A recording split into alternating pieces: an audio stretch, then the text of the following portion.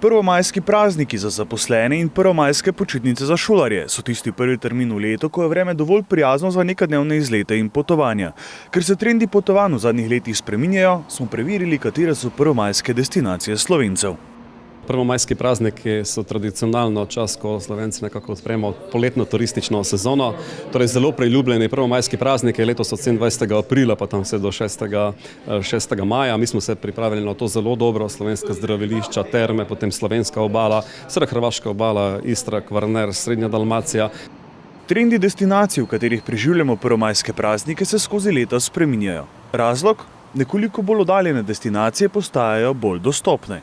Veliko več je bilo včasih Hrvaške in mogoče skoraj, bom rekla, v 90% so se ljudje za 1. maj odločali. Medtem ko zadnja leta, mogoče že zadnjih 5 let, tak trend je veliko potovanj v evropske prestolnice. Vse bolj priljubljena postajajo družinam prijazna potovanja, na katerih se posebna pozornost posveča animaciji in aktivnosti otrok. Letos recimo je tole destinacija Rovinj, kjer imamo družinske počitnice z Cool Fotorom, kjer se za otroke res dogaja od kuhanja do zabave, do poučnih zgodb in pa iskanja raznih skritih zakladov. Tako v Rovinju, kot tudi na Malem Lošinju, recimo, ki je med sploh Mariborčani še zmeraj zelo popularen. Če je še nekaj let nazaj veljalo, da smo se proti končni točki odpravili predvsem z avtomobilom, se je ponudba toliko prilagodila, da sta avto v veliko primerih zamenjala avtobus ali pa celo letalo.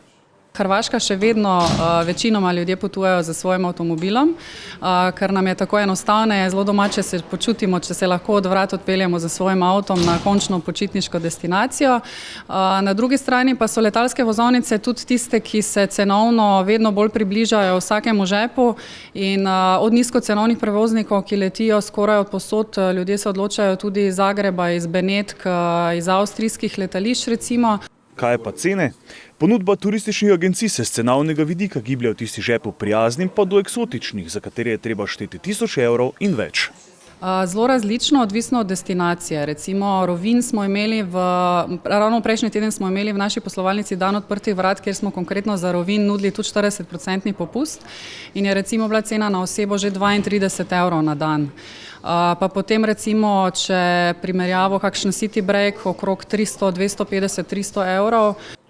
Če za prvomajske praznike marsikdo zaradi vremena odlaša z rezervacijo, se na drugi strani zaradi nižjih cen pozna porast zgodnjih rezervacij. Pri nas vsako leto raste število rezervacij po first minute ponudbi, torej po rezervacijah s velikimi popusti za hitre prijave. To pa verjetno tudi zaradi tega, ker vemo, da ima tako Hrvaška kakor Slovenija omejeno število kapacitet, ki se potem glavni poletni sezoni izredno hitro razprodane, torej tudi Portorož, Istra, Kvarner, julij in pa avgust so te kapacitete zelo hitro razprodane, tako da opažamo, da raste ta trend, da se prej gosti prijavijo za počitnice v obalah, predvsem v hrvaški obali. Nekateri Slovenci se med prvomajskimi prazniki ne bodo odločali za potovanja v tujino, ampak čas in morebitno lepo vreme izkoristili kar za kak izlet po Sloveniji, tudi v Maribor. Lahko bi rekla, da je Maribor ob prihajajočih praznikih res dobra, odlična lokacija tudi za oddih, za enodneven ali pa za večdneven, kajti tukaj nagovarjamo seveda tako domačine kot tudi tuje turiste, pričakujemo jih seveda največ iz sosednjih držav. V Mariboru in okolici bodo organizirana različna kresovanja, pohodi, jutranje budnice in še kakšen običaj, ki pritiče k 1. maju.